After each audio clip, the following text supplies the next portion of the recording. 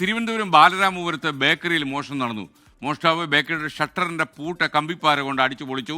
CCTV ദൃശ്യങ്ങളാണ് ഇപ്പോൾ പ്രിയപ്പെട്ട പ്രേക്ഷകർ കാണുന്നത്. അതിവിദഗ്ധനായ കള്ളനാണ്. ബേക്കറിയിൽ നിന്ന് 10,000 രൂപയും മറ്റു സാധനങ്ങളുമാണ് മോഷ്ടിച്ചത്. ഈ CCTV ദൃശ്യങ്ങളിൽ കാണുന്നത് പോലെ തന്നെ ആദ്യം അർദ്ധരാത്രിയോടുകൂടി തന്നെ ഈ ബേക്കറിയുടെ പുറത്ത് കിടന്നുറങ്ങാനുള്ള ഒരു ശ്രമമായിരുന്നു.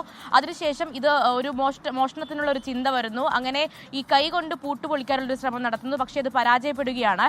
പിന്നീടാണ് ഈ മോഷ്ടാവ് ബാഗിൽ നിന്ന് കമ്പിപ്പാര എടുത്തുകൊണ്ടുവന്ന് ഈ പൂട്ട് പൊളിക്കാനുള്ള ശ്രമം നടത്തുന്നത്. അത് വിജയിക്കുകയും ചെയ്തു. അതിനുശേഷം ബേക്കറിക്ക് അകത്ത് കടന്നാണ് ഈ മൊബൈലിന്റെ ഫ്ലാഷ് ലൈറ്റ് ഉപയോഗിച്ചുകൊണ്ട് 10,000 രൂപയും മറ്റ് സാധനങ്ങളും കവർന്നെടുത്തിട്ടുള്ളത്. ഇതിലിപ്പോൾ ഈ CCTV ദൃശ്യങ്ങൾ, ഈ ബേക്കറിക്ക് മുന്നിലുള്ള CCTV ദൃശ്യങ്ങളാണ് നമ്മൾ കാണുകയും ചെയ്യുന്നത്. അത് ബാലരാമപുരം പോലീസും ശേഖരിച്ചിട്ടുണ്ട്.